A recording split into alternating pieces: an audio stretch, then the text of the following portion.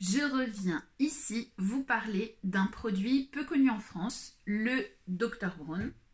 ce biberon, donc cette marque de biberon, mais surtout de son système qui va faciliter l'alimentation. Ce système, c'est ni plus ni moins une petite valve qui va venir se mettre en fait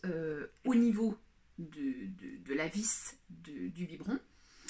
qui s'adapte à tous les cols étroits du Dr Brown, mais aussi qui s'adapte aux différentes vitesses de tétine. Là, je suis sur une tétine vitesse très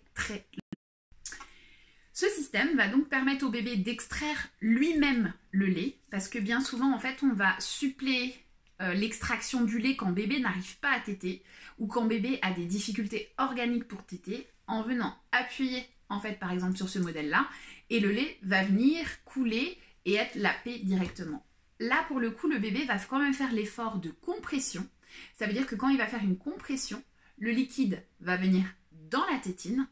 et de compression en compression, il va donc pouvoir avoir du lait avec une modulation de son débit, ce qui fait que c'est beaucoup plus simple pour lui pour manger. Dans quel cas utiliser ce biberon? Alors, c'est un facilitateur, ce biberon, c'est-à-dire qu'on va le proposer à des bébés qui ont des difficultés de succion, en lien avec une fente labiopalatine, des freins de lèvres, des freins de langue, par exemple, et qui n'arrivent pas à mettre en place une succion et à exprimer le lait eux-mêmes.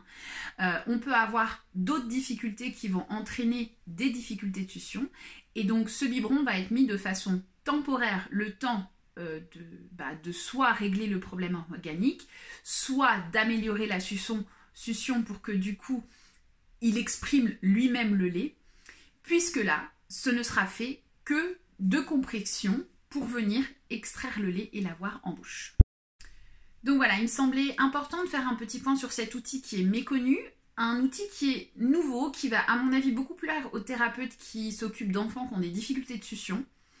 et qui peuvent aider les parents à pouvoir nourrir leur enfant quand la succion n'est pas efficace et en attendant de pouvoir rétablir une succion optimale chez le bébé. Voilà.